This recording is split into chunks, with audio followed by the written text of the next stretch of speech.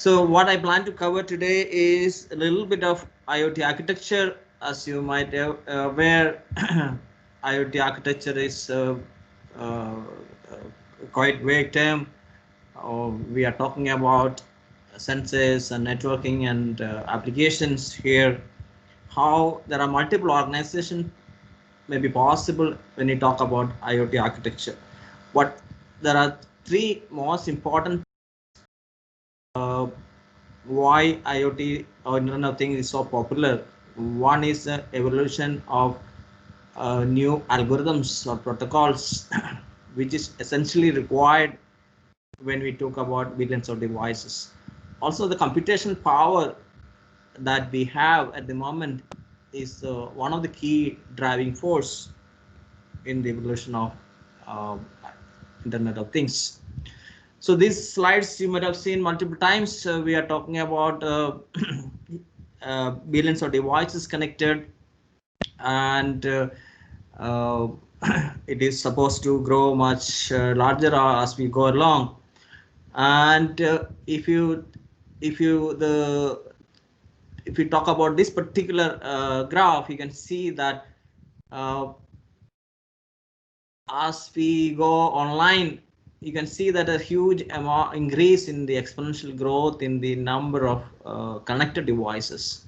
So the number of PCs and laptops more or less remain stable or same as that of tablets. So MIT review always publishes usual trends. This was published in 2014, and you can see that by 2020 we see the same trend. So as we go from office home to office or workplace or commute back to home, you see, or we are always seeing many connected devices, and that's supposed to grow over time. Now, specifically when we talk about IoT architecture, so there are three or four different layers we can divide. So sensing layer, where we have all the sensor devices, whether it is a GPS or some other RFID we are talking about. So there are n number of sensors. If you take your mobile, there are 8 or 10 sensors, or if you talk about modern car, there are over 200 sensors present in your particular use case. Now the most important thing is, are they all IoT? When you talk about Internet of Things, when you talk about a particular car example, there are around 200 sensors.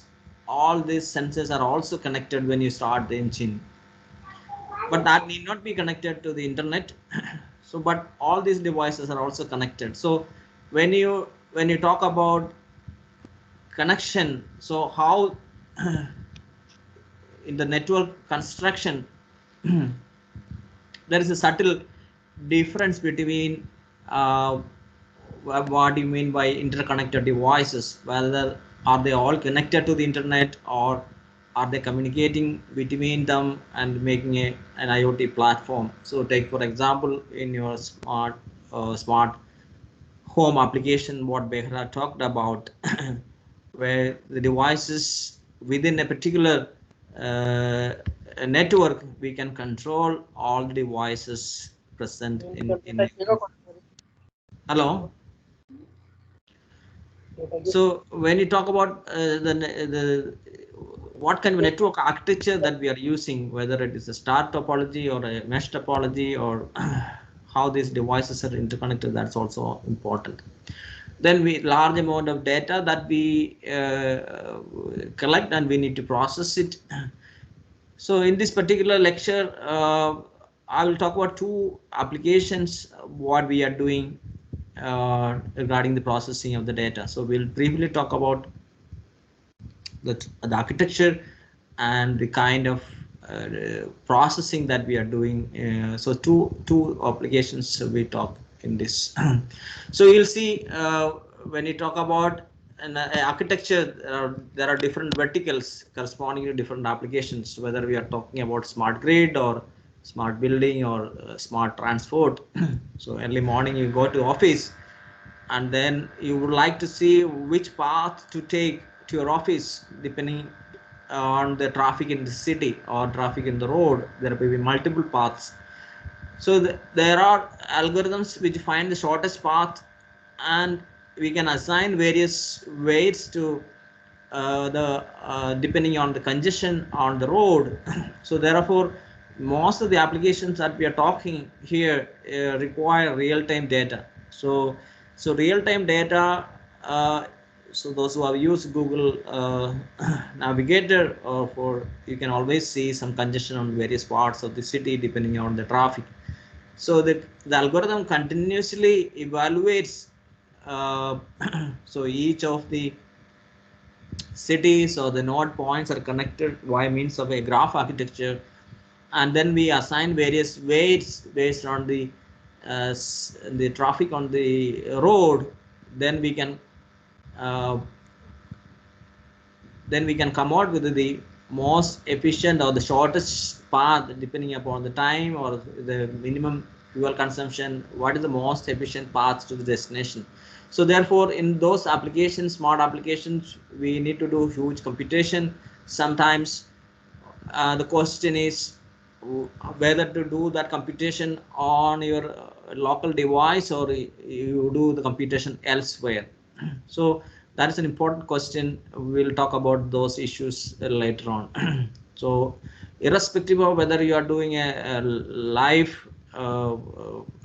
monitoring of the traffic or environment monitoring, always a lot of communication involved, and at the same time we need to evaluate the various algorithms in terms of various performance key parameters that we are looking for. So Professor Behra has talked about the key driving force for IoT. We have very tiny, cheap sensors, cheap computers, and the low power connectivity and kept mobile devices, etc. So to touch on the three important laws which drives IoT, the descriptive forces, I would say. So one is Moore's law. You may have heard multiple times Moore's law.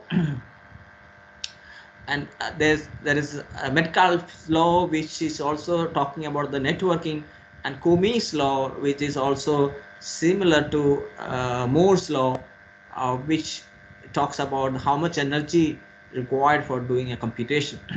So these three laws are the fundamental things, fundamental driving force that enabling Internet of Things. So let us look at a little more detail what are these laws says. So let's look about the connectivity. So if we have two computers, then we have one connection between them. As picture shows, if we have two computers or two nodes, we can have one connection. As we add three computers, we have three connections, or if you have four computers, you have six connections. So as we add more and more nodes to the network, the connectivity or the complexity, so the connectivity increases, at the same time the complexity also increases. So Metcalfe's law says that it's the law of connectivity. So think about a case where we have almost 100 nodes. So you can see there are 5,000 connections. So the more that join the internet, the more useful the internet become. So it become exponentially useful, or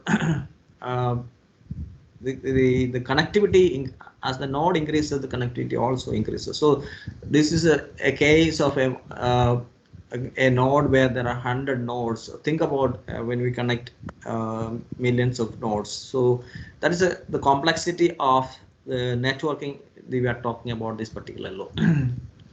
So when it talks about computation, you might have heard about various generations. We started in 1940s, various vacuum tube computation. Then in 50s to 60s, we have transistors. Then we had integrated circuits from 64 to 71, etc.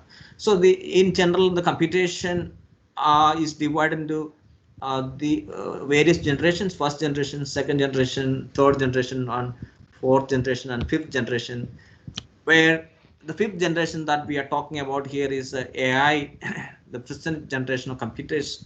So we call it AI generation. So present and beyond, usually we call it as the fifth generation of computers. So we already studied all those things that in the school days. We started with the vacuum tube, then we have transistor, then we have the internet of integrated circuits. Sorry. So this is what is exactly driving the computational power. So this slide shows that how we evolved. So on the here we are showing the various technologies. So what exactly the 1.5 micron or 1 micron or 1.8 micron we are talking about. These are slightly old microprocessors we are talking about. So when I say 1.5 micron technology, so 1.5 micron is the size of the transistor. So the size of the transistor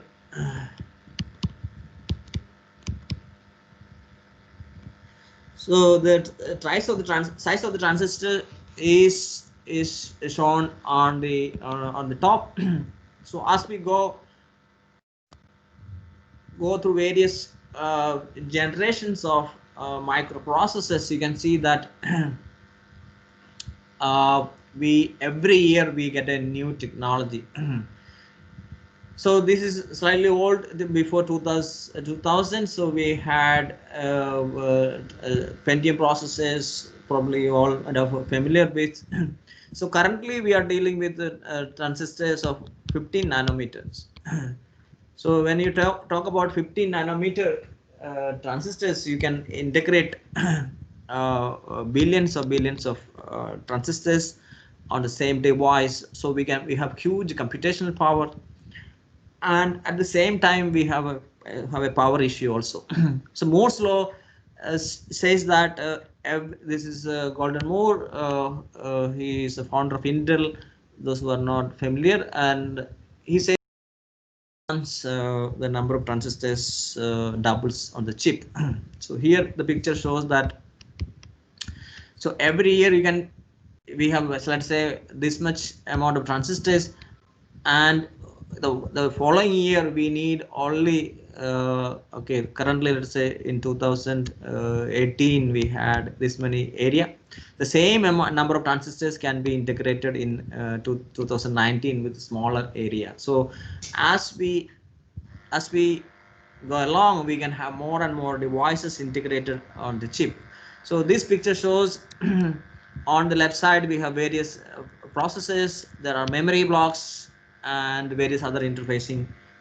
So this shows the layout of the IC we are talking about. So what we are interested, if you look at what Moore's law meant for last 50 years. So remember, the y-axis shows it's a logarithmic scale. So that means this is not a linear, this is kind of exponential. You can see that it is powers of 10 on the y-axis. So as we see from first invention of the first integrated circuits and back in 1970s, or the first 4-bit microprocessors until today, we have been thousands of different types of processes, and Moore's law keep driving the technology, and you will see the same trend in both desktop market, in an embedded market, and the GPU, where we have graphical processors units, which is essentially required for implementing any highly parallel AI algorithms. So then, irrespective of which verticals we are talking about here, whether a desktop or embedded or a GPU or a server application, and the general exponential growth is continued. So that is exactly we are talking about Moore's law here. So this is just a sample of 129 processes. So you can see everywhere we see the same trend. Let us look at one motivating example. In 1976, we had uh, Cray computers. That was a supercomputer. It did 250 million operations per second. Floating point operations we are talking about here, an addition or multiplication, and there are 170k ICs present in the chip, and there are 0.5 billion transistors in that particular Cray computer, and it weighed 500 kg, and it was consuming 115 kilowatts of power, and it costed around $9 million to manufacture. And all over this, and at that time we only manufactured only 80 devices or 80 such computers. And talk about in 2017, you can see that we have a smartphone. This is iPhone 10. There are one. It is possible to do 10 billion computations per second. So 10 billion is 10 to the power of 9. So 1 billion is 10 to the power of 9. So 10 to the power of 10 billion operations and we can do on the same device, and only 16 ICs in this particular phone. And you can see 4 billion transistors are integrated. That is exclusively for the CPU only. Okay, and think about the actual weight is only 174 grams, and it consumes only 5 watt. So compared to 115 kW or 115 kilowatts of power a supercomputer consumed in 1976, in 2017 we had uh, uh, much more computational power in a smaller footprint and much less power. And think about the cost. iPhone 10 would cost around $1,000 in, and you can see that the scale of numbers coming from, we manufactured only 80 supercomputers in those days, and in 2017 we manufactured around millions of smartphones, and within 3 days 3 million smartphones were sold. So we are talking about the scale of number of devices that we can manufacture and the computation power that we have. So that Moore's law mean, if you look at it in pictorial way, we can see that every 6 months we have or every year we had a new um, smartphone. In this particular example, we are taking an iPhone example, and you can see that the generation of devices that we had, or computational power that we had. So when you talk about an IoT device, the most important thing is how much energy we are consuming when you do one particular operation. So all of you are engineers, and you might have studied basic 101 computer arithmetic. And when I do an 8-bit addition, so all we do in any complex algorithms is just addition or subtraction or multiplication. So fundamentally, when you design any architecture, we need to look at how much is the energy consumed for doing a particular operation. So suppose you are doing an 8-bit addition. So we are doing an 8-bit addition. It consumes 0.03 picojoule. So pico is 10 to the power of minus 12. Or if you do a 16-bit addition, we are spending almost double the energy. Or if you go to a 32-bit add, so there is not a linear increase, but there is a difference relation between the number of bits and the energy consumed. So as you can see, when you do a floating point addition, it's quite a bit of 3 times or an order of magnitude jump in the actual energy that we are doing. So when you do a software, whether you are doing a floating point addition or you are declaring in a C program, whether you are declaring as an integer or declaring as an floating point, it makes huge difference, because the amount of energy that you consume when you're running the algorithms is different. So some architectures, they may be using only integer operations because the energy that we are consuming is much less. So same is the case with, as we move from addition to multiplication, also as the number of picojoules that we spend in doing a particular multiplication, it depends on the number of bits.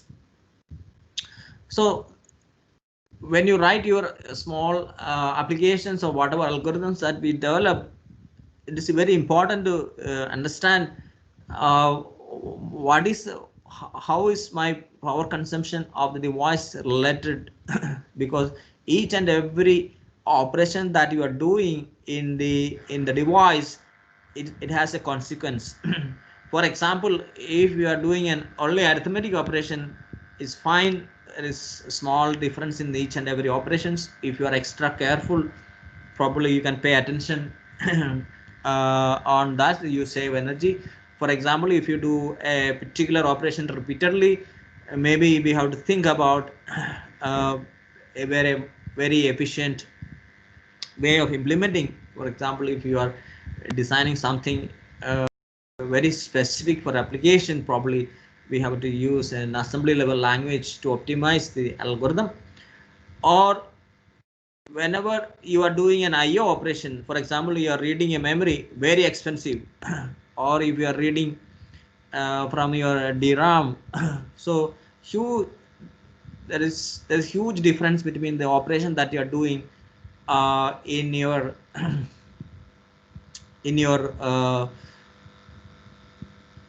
processor. So as far as possible, we should avoid an external memory access. So a 3 orders or 4 orders of magnitude difference. So this here we are comparing with one 8-bit addition.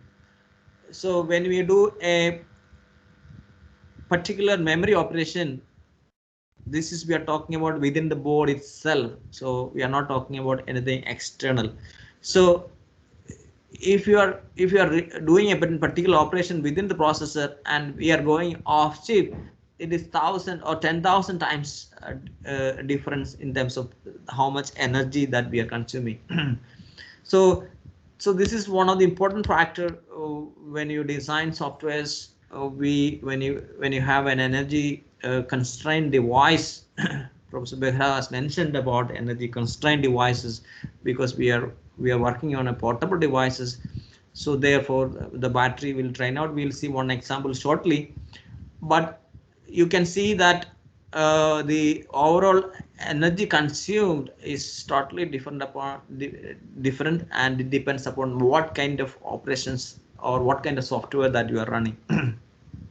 On the right side, we are talking about the total area of implementing one of these operations, and you can see that the type of operation, there is a direct correlation, and we are marked not applicable here in this for the DRAM and SRAM area, because it is mostly off chip we are talking about. So it is not within the processor, so therefore we are not talking about the area. So this altogether uses a different technology, those who are familiar with the DRAM. So this is most important when you develop applications for any portable or energy constrained devices. So what are the wide range of constraints we are talking about here? So we talked about the memory. So when you develop an application or an architecture, there is always, you have a maximum code limit. So you may have so much ROM capacity in your edge device or the microcontroller that you are talking about. There are constraints on the state of buffers. So you may be using a multiple first in first out buffers or any kind of memory. There is constraints on the size of or the memory that we can use. Of course, there is a computational limit. We cannot have a GPU on a edge device, so therefore we have to live with the normal conventional processes. So there is available power constraints, only so much energy or power we have. And any constraint on these things matters. So this is from the IoT standard we are taking. So there are constraints on the networks as well. So there may be some networks you may be communicating. Some of you asked about long range communication. There may be huge packet loss. So so your constraints may drive what kind of link characteristics that we are using, or what kind of network topology as well as protocols and the link characteristics. Whether to send a small packet or a large packet, all this matters in when you talk about the IoT device architecture. So let us take a simple example. I have a IoT device which is a coin battery operated, and it works. The battery supplies 250 milliampere hour of uh, capacity, and the battery operates at 3 volts. So how much energy? So we talked about various energy consumption in the previous slides. How only certain number of operations or certain number of operations that we can do with the available battery. So that is the same as with your smartphone. You can see that it sometimes it may not be able to hold the charge. So when I say 250 milliampere hours of battery capacity, it can supply uh, your power, and multiplied by your time will give you the total energy that you have, the basics. So 200 or 2.7 kilojoules of energy that battery can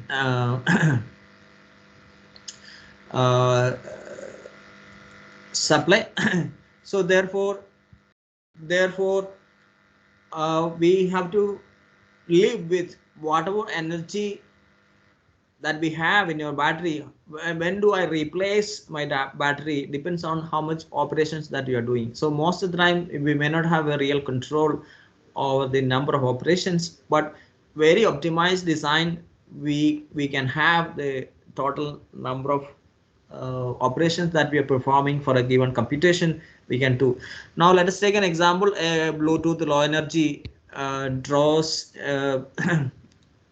a standby power of, so that means when you are in sleep mode, it draws 1 microamps of current.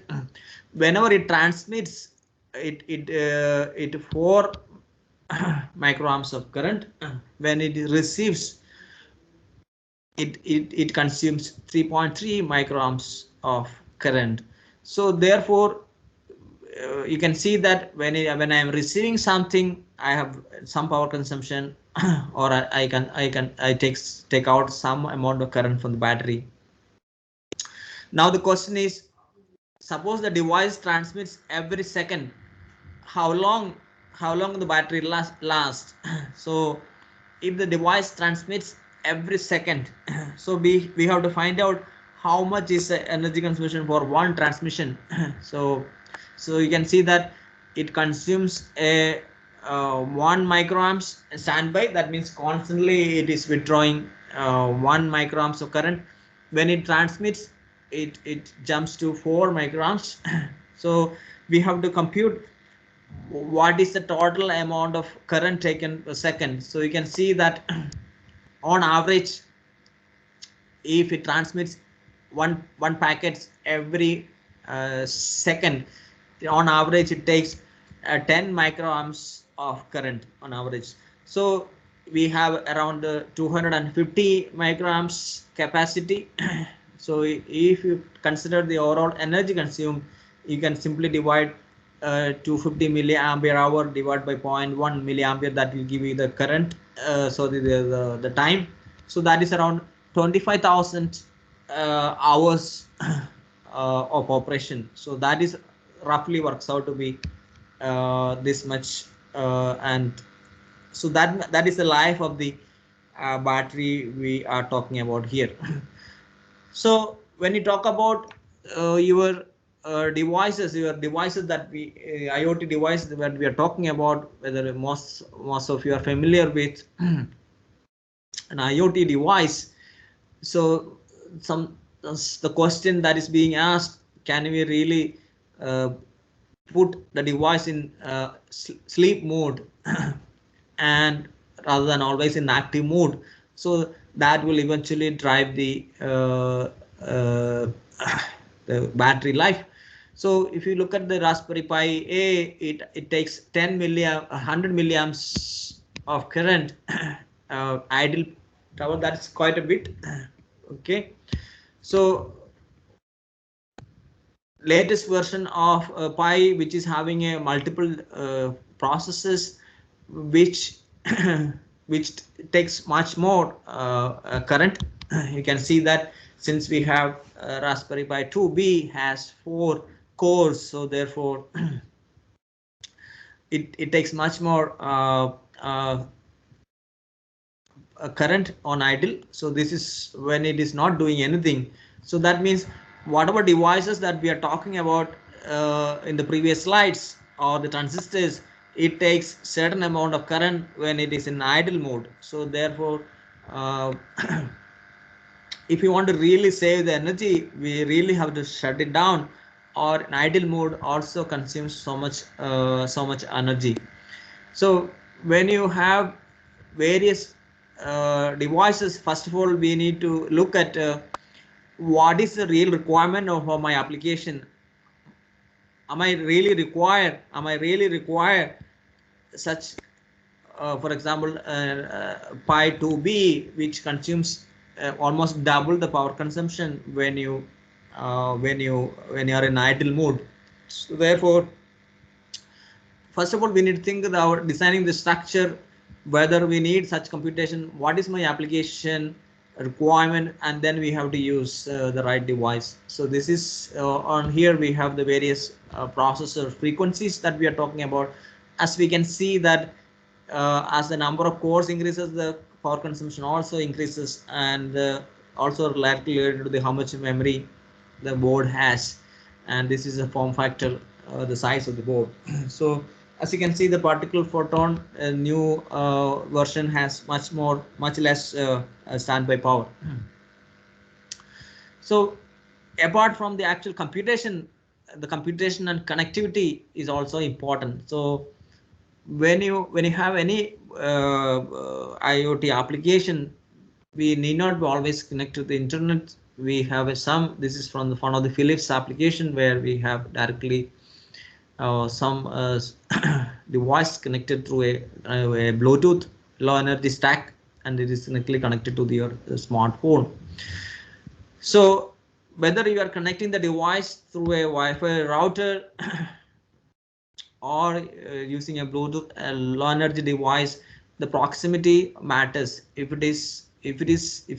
you can connect a device using your Bluetooth, that always consumes much more lower power consumption than a normal Wi-Fi. So that is some of the things we need to look at. So far we have talking about computation, and we talked about some connectivity issues. And when you talk about connectivity, the most important part is about the protocols. So protocols are the building blocks of a network architecture. So we have been using computer networks for a long time. Uh, each protocol has a service interface, and we do operation on this particular protocol. Or you have a peer-to-peer interface or peer-to-peer connection where you directly communicate with your peers. So protocols are the building block of your network architecture. So what is a protocol? You know, you communicate with someone by asking some questions, and they reply with some answers. So when you talk about network protocols, we are talking about machines rather than humans, where all communication activity in the internet is governed by the protocols. So protocol define. So what is the protocol? It defines the format, the order of messages that we send and receive among through the networks. So why do we need uh, different protocols in Internet of Things regime? So everything goes back to the actual the computation things we are talking about. How much energy we have, or the use case now we are talking about is slightly different. So therefore we need uh, altogether different protocols for communication. So the traditional HTTP may not work very well, or the number of devices that we are connecting is also increasing quite a bit, and the connectivity is also different. So therefore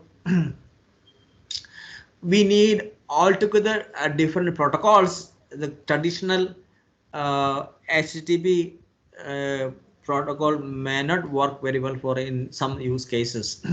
So one of the most popular protocol is MQTT. What a MQTT protocol?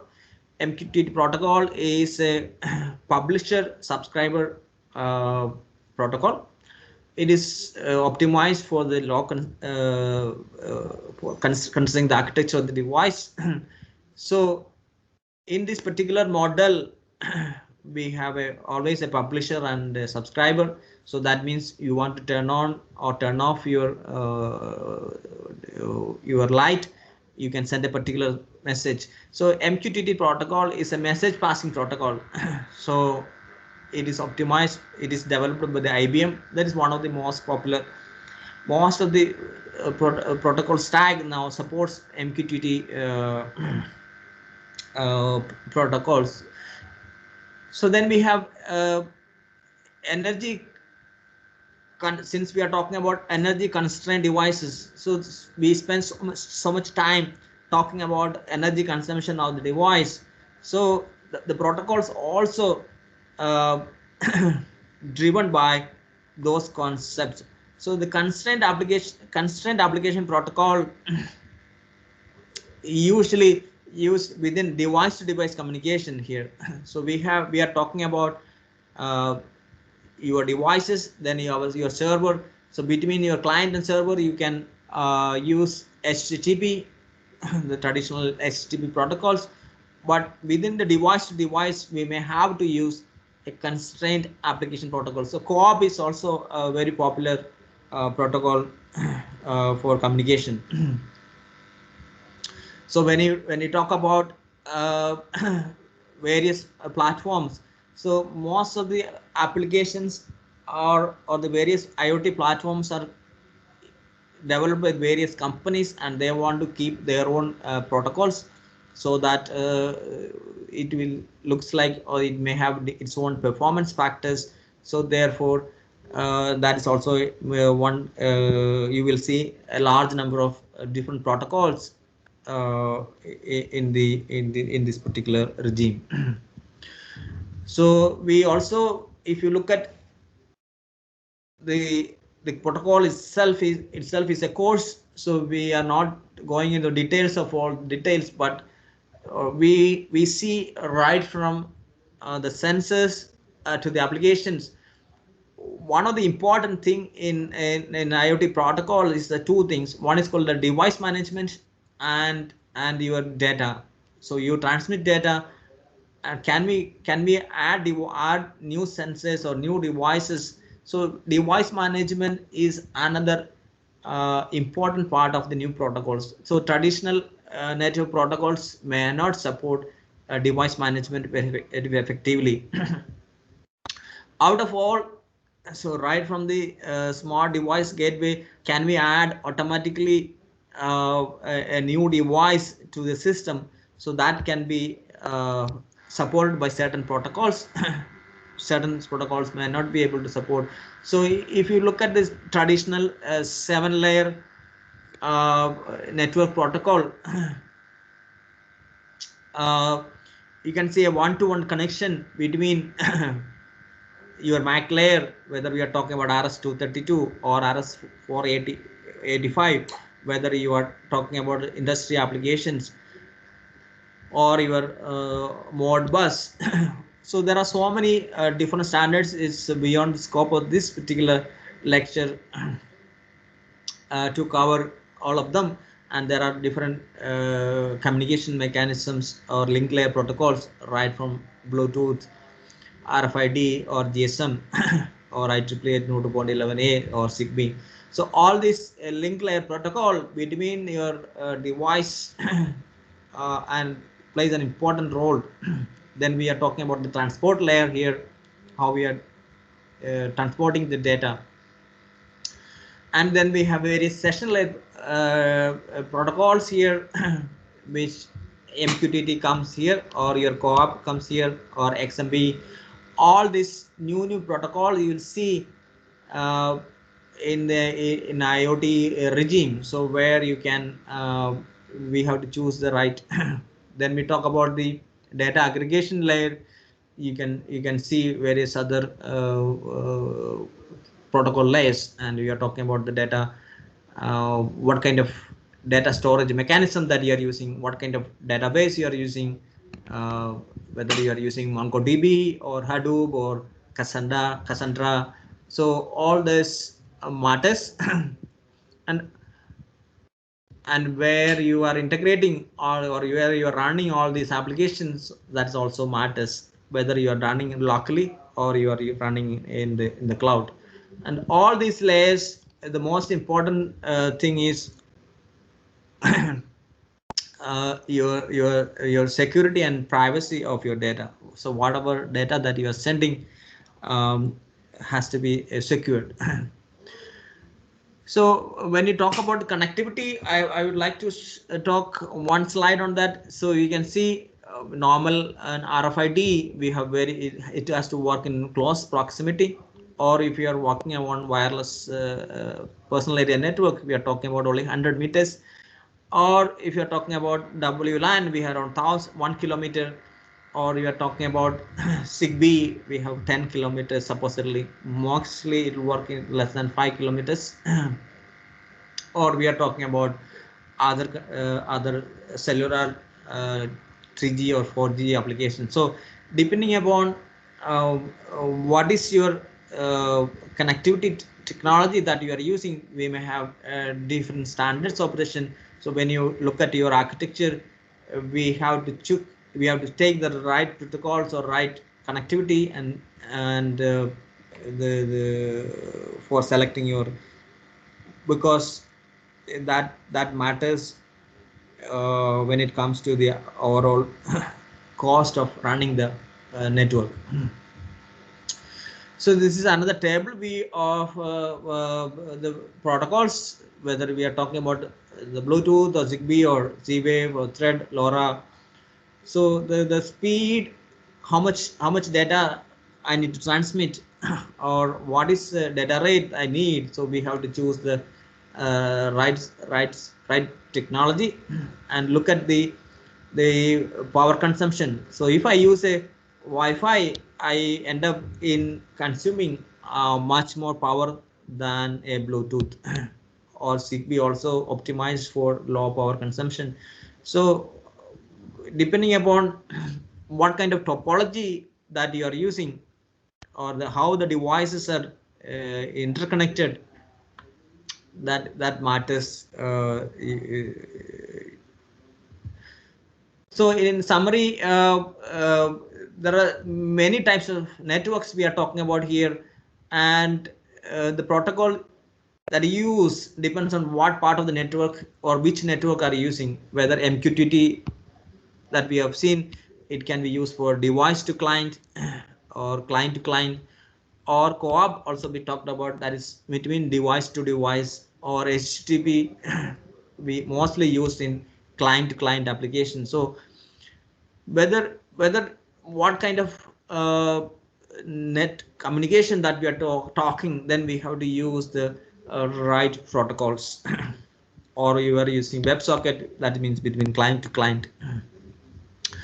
And when you talk about industrial automation, we are talking about altogether a different regime, where we have whether we are talking about industrial IoT, whether we are talking about factory automation or building automation or a process automation. So depending on which uh, industry solution we are talking about, mostly we have on the top, we have always the Ethernet interface, which is popular or which is always widely used standard. But within the industry, you may have different connectivity or different bus standards. Okay, so you can see the different bus connectivity. Mostly we prefer serial connection, that means because it's cheaper, we don't have to wire it up. So mode bus is the one of the serial connections where all of your smart meters supports Modbus. So later on I will show you one applications what we did using this Modbus structure, the smart meter data we collected from this Modbus protocols. So what matters in an industrial environment, what kind of bus topology they are talking about. Here we are not talking about wireless too much, but mostly only at the device level. You may or may not use wireless technology depending upon the standard, because here we have more reliable connection. So in wireless or technology, we cannot always assume a reliable transmission. So field bus is one of the popular industry standard that is coming up. So now we are talking about a industry 4.0 where you have everything automated, so I won't go through to lack of time. So what are the different challenges in designing a cyber physical system or designing an efficient architecture? So there are three important things. Here we are talking about loss about the software, and we need to understand the system aspect. We are putting together many things, many devices, network protocols, and overall system perspective. So it crosses many boundaries. So hence it becomes very complex to design the end-to-end system, because there are multiple expertise required, right from the device, from architecture perspective, and the software expertise also essential for building the complete system. So since it crosses various disciplinaries, so it has become challenging. So new fundamental needs to be created, or new technology needs to be still developed, new tools needs to be developed, and the whole education system has to be restructured to learn all the basic aspects of a communication. So a little bit about, now we are talking about various connectivity issues, whether I can process the data locally, or whether I need to send the data elsewhere do for processing. So depending upon the application, whether I can complete, whether you are using an agriculture application, whether I can do everything locally, I do not have to compute huge computation. So most of the simple processing, if I want, I can do locally, or I can store all the data to a cloud and do the most of the computations. So we are talking about two levels of computation. So that's why so-called edge computing comes. So So first of all, what are the challenges? The latency. So we have to send the data, the computational delay involved. So most of the time when you talk about cloud systems, you can see that the send delays are much higher than the computational delays. So two important things we are talking about here. Uh, we are talking about various communication delays. So we send the data and we do some computation, and then we get the response. So huge delays involved in sending a data and getting back the data. So the volume of data that is being stored is also a problem. Whether we require that intermediate storage. So these are complex issues. It takes some time. So because of lack of time, I'm just going fast. So a full-scale data center is maybe very far from the user, so therefore a cloud-based system may not work very well. So the solution is so take for example a simple case where you can do a local communication in 10 millisecond, and between two data centers it like 50 millisecond for communication, or directly sending something to the data center may take 200 millisecond. So this we are talking about the type of connection or type of bandwidth available between two centers or two edge centers. So the communication delays involved is what matters. So but most of the time a need for a real-time response, probably we cannot rely on a particular server, so therefore we have to do mostly on a local computation we have to rely on. So the recent trend is on a so-called edge computing. If we do most of the computation locally, and only if the computation is huge, then only we need to uh, uh, go through the central computational facility. Especially I will take you through one example what we did for a particular application where we are talking about when image is also, camera is also a sensor where we capture videos and then we do processing. So basic idea is okay, if we are able to process most of the data within the gateway or you have various devices and sensors, and within the edge if you can do your you can do most of the applications in real time. Most of the applications require some real time response, so therefore we may have to, here also we can have different layers, possibly depending on the type of architectures available. So when it comes to industrial architectures, again we are talking about the same concepts. Whether your um, models can run, or your ML models can run within the edge or within the storage requirement that we have, then it's better to run the applications within the edge device itself. Only if the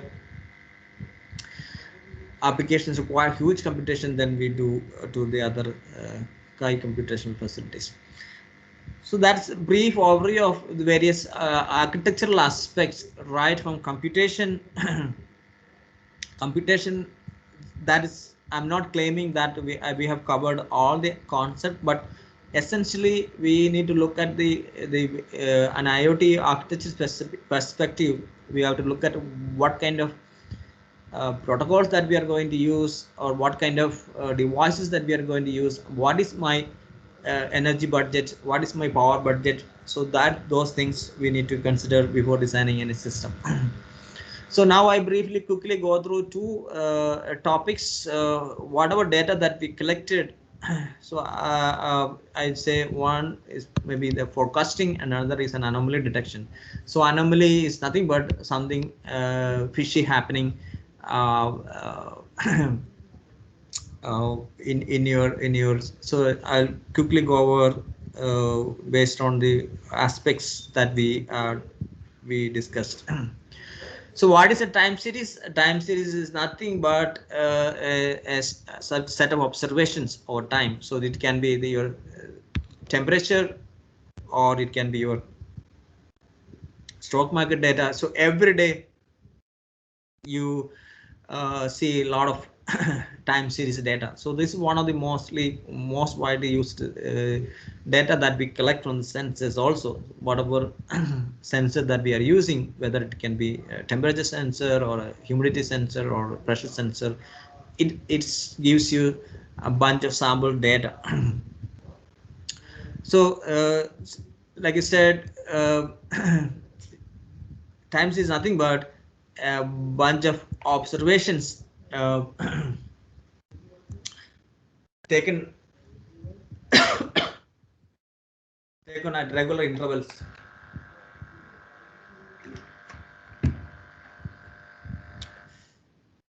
So what is my framework? So I have some data that is coming. I am interested uh, looking at the normal behavior and abnormal behavior. So if you look at the actual distribution of the data that is coming, so if it is above certain threshold, then we can say, okay, this is something goes wrong. Or if you are not getting any data, that's also an anomaly. So looking at the data, we can say something is wrong. So what is anomaly is a anomalies in time series is a is a point where we significantly deviate from the normal pattern of the data sequence. So if we can use very complex models for determining what exactly your behavior of the data, and then it is possible to take appropriate action looking at the past behavior. So one particular use case we are talking about here, okay, so-called edge computing. So I want to find out uh, something going wrong. I have hundreds of cameras uh, uh, in my network. It is very difficult to monitor uh, all the cameras independently. So therefore, uh, I need some automated mechanism uh, of looking at the data and finding out is something going wrong. And when it comes to an IoT architecture where we need uh, camera is a sensor here, so we take the videos. So in most of the application, whether you are in a public space or any other home surveillance applications, we or a patient care, we need to possibly look at all the images and see whether it is something is going wrong. So the accuracy or the point of detection where you find where the actual anomaly is happening or not, that is more a subjective matter. So here in this particular example, so this particular subway, somebody is using a cycle, that is an abnormal. So this is supposed to be only for pedestrians. So somebody is using a cycle, that is not allowed. So in the surveillance applications, anything that is going against the rule, we can say is an anomaly. Another example is, for example, we are in ATM. We are not supposed to uh, wear a helmet or a parda or any. We should not mask our face when you are inside the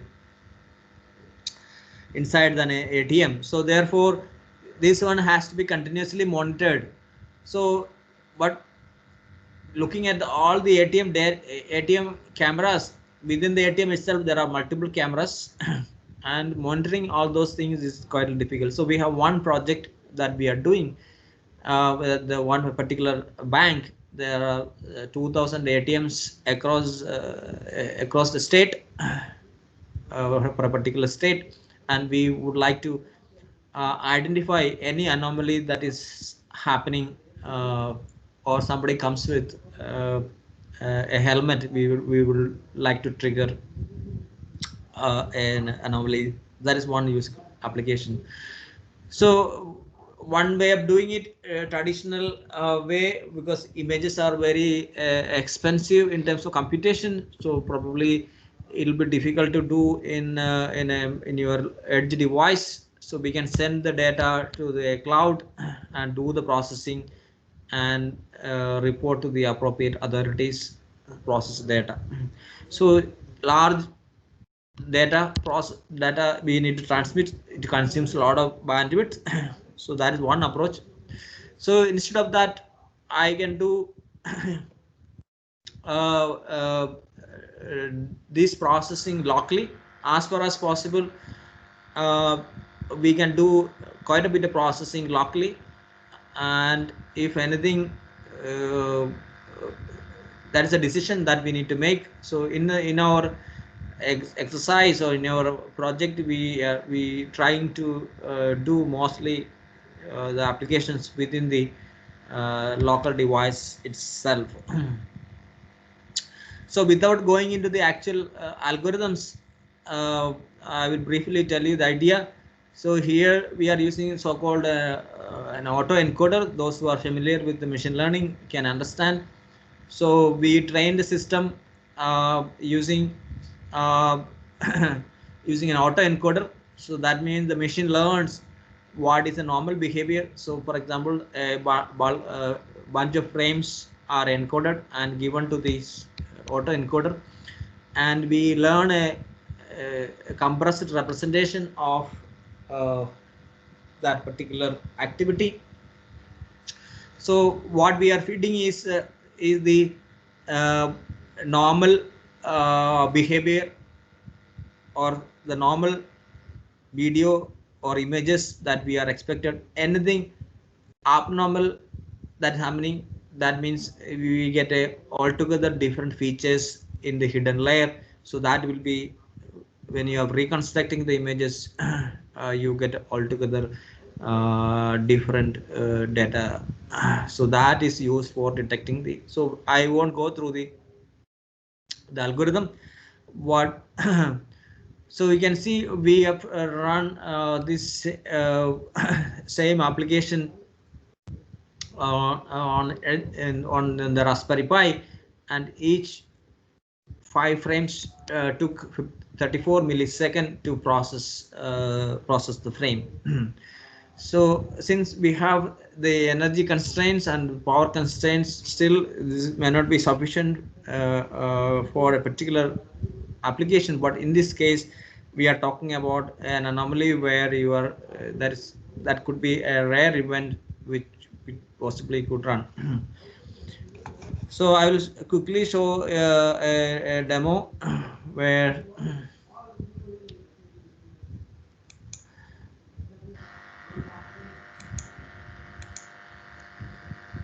what we are talking about here.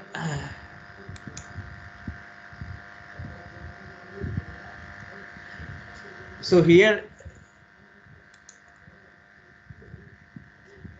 you can see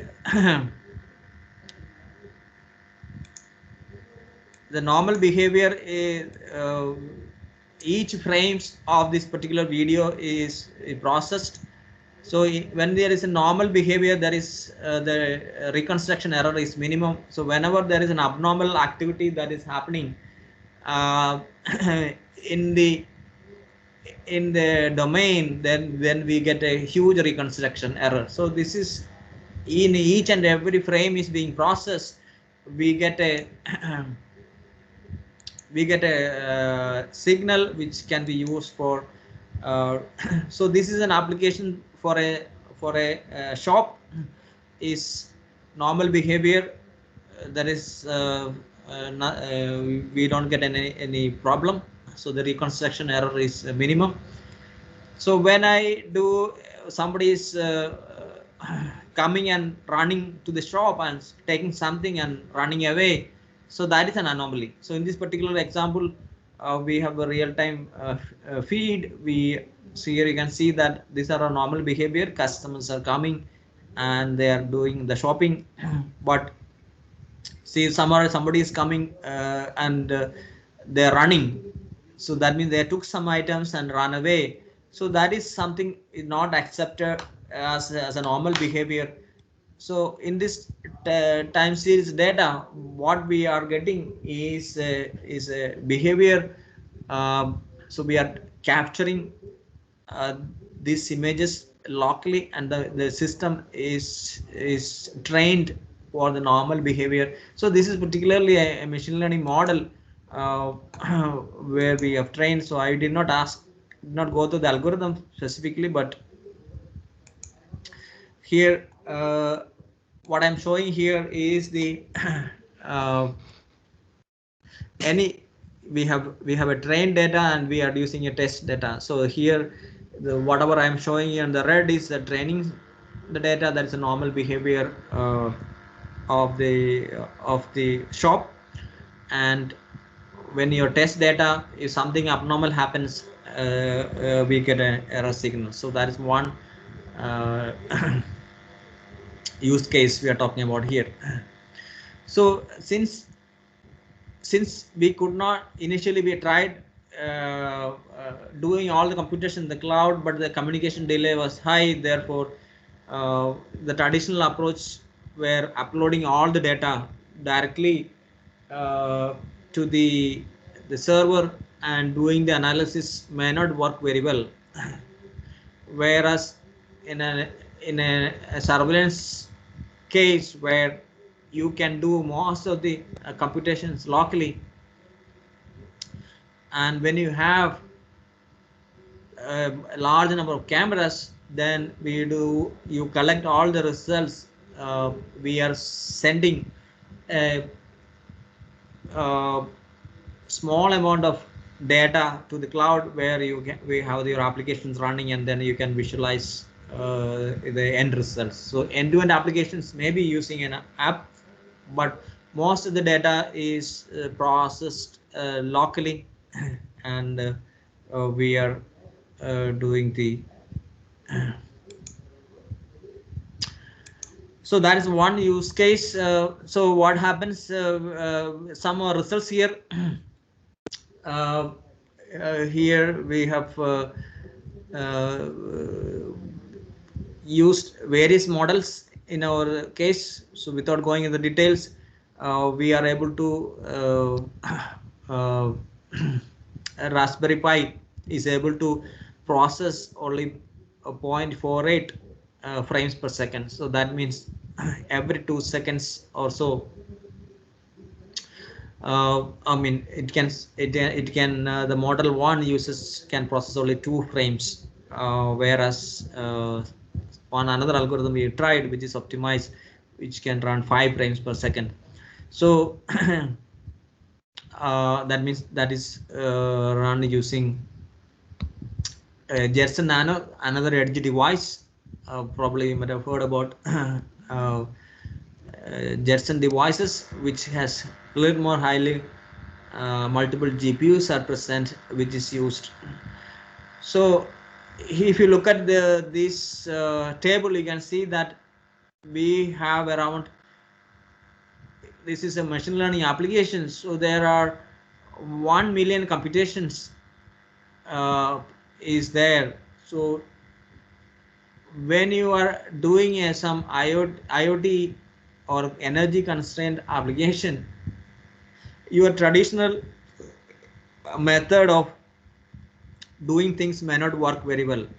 Okay, so if I have uh, a machine learning model which uses 1 million multiplications, because why we are talking about multiplication addition only, because that may be the key things where we are doing, whereas your algorithm or in this particular example, we have modified the algorithm to suit into an edge device where you have the same accuracy we can achieve using a much lower number of parameters. So if you take a traditional approach, and that you are trying to run on a Raspberry Pi or a edge device, may not work very well. So you have to optimize your algorithms for running on the edge device. So we have to find the right compromise between the whether you can run the complex model on the server or more optimized version on an energy constrained device. That is one thing we are talking about. So the take home message in this particular use case is that so we can run everything on the cloud, but we have to spend a lot of energy for transmitting the data. But if you can come out with a more clever algorithm or optimized algorithm which you can run on your local device or an IoT device or on your gateway, then it's much more efficient in terms of bandwidth. So the second thing I'm talking about here is real-time and electricity usage. So here we have various smart meters in our ID Patna, and we try to collect the data real time. And this is quite a simple application. We have a smart meter which is connected to a Raspberry Pi, and then we have a Wi-Fi which is connected, which we collect the data. So every minute we collect the data, and then this done in a couple of years back, so that's why the date is showing 2017. And we have a 1 megawatt solar panel in the campus. So it is always important to predict what is the energy consumption tomorrow, so that I can plan my how much is the power taken from the grid, how much locally I'm generating, and locally energy generated is much cheaper compared to the uh,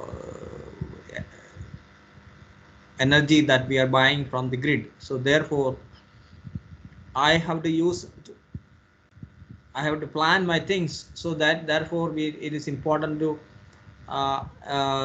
predict what is real energy consumption for today and tomorrow, etc. So this is a graph showing that this is the data collected 24 hours. This is 24 hours. So early morning the power consumption is minimum.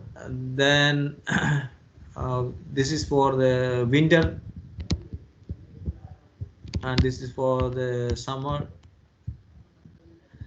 So winter power consumption is slightly higher because a lot of heaters are running. So you can see in the early morning people wake up, the power consumption goes up, and the maximum in the lunchtime, and again afternoon it goes down, and then further. So this is a 24-hour duration. So this is, let's say, morning 8 o'clock. And as this is, let's say, 6 o'clock, as the people get up, the energy goes up, and then as all academic buildings are active, the power goes up again. So that is a cycle of.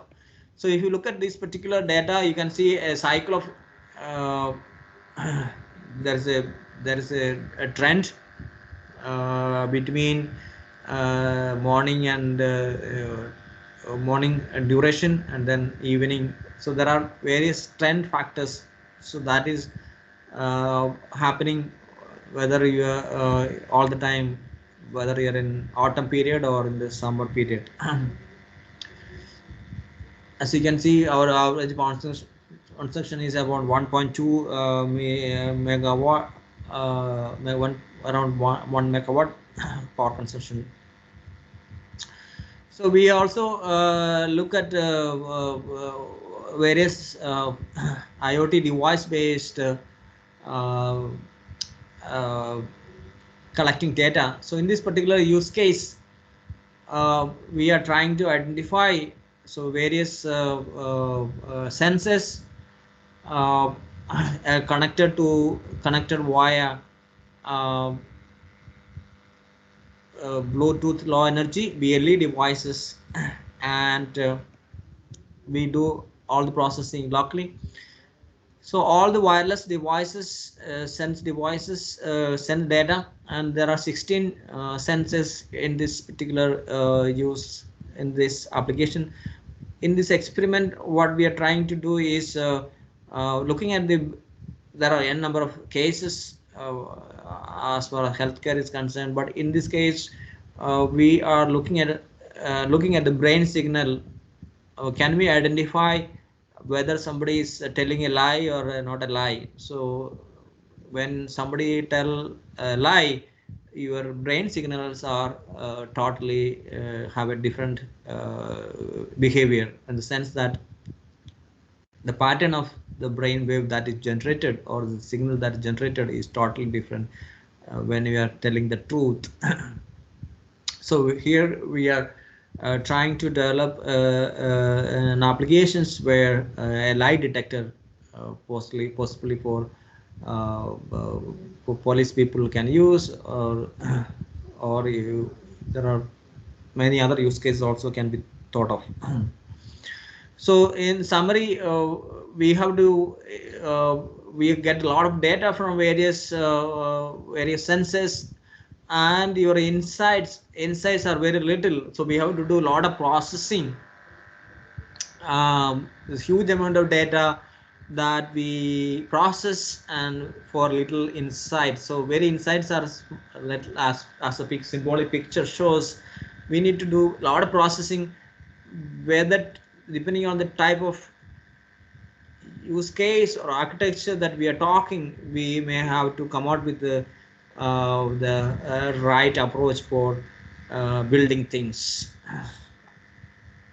So we get this is a famous saying, a deep understanding you get uh, from a shallow understanding. We have some idea about the activities or something is going on, but most of the information that we collect from data. So the main driving force, we started with an IoT motivation. So end of the day, what we are trying to get some information or some application which finds an anomaly or some control action.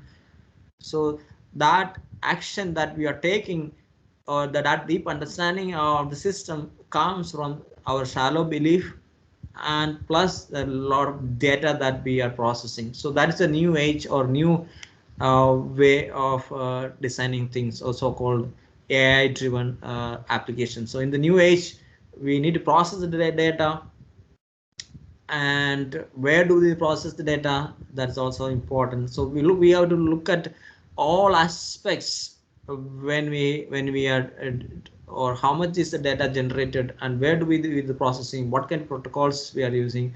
All these aspects are key factors in designing things.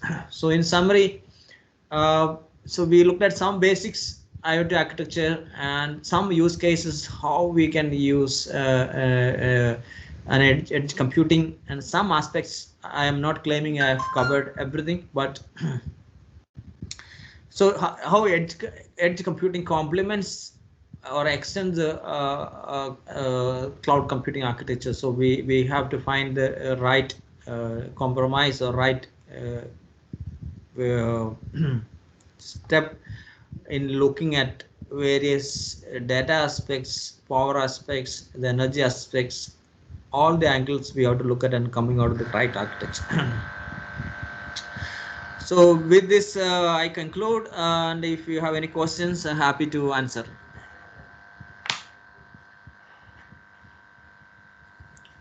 Thank you, sir. Thank you very much for the informative contents you deliver. And unfortunately, we are feeling some problem in chat box of the Meets team. and I have Okay. requested the participants to put their questions through WhatsApp group. But Yes, yes. till now, I have not received any question. Okay, If perfect. So, participants are listening, yeah, if you have please. any questions, I will happy to answer over email. If participants are listening, please raise your hand so that you can put your question directly. So I will send you my Anyone, email ID. You can share my anyone email among the ID through WhatsApp. participants, if you want to put a question, please unmute yourself and put the question.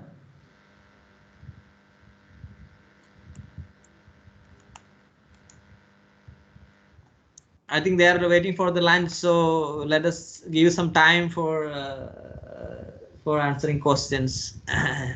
Thank you, sir. If you allow me, then kindly I should share your email to the participants so that they can Yes, raise a yes, query. happy to. So you can just share the my email IDs to them. Okay. Thank you, sir. Thank you. Thank you very much. Thank you, sir. Thank you very much. तो ये हो गया. So, participants.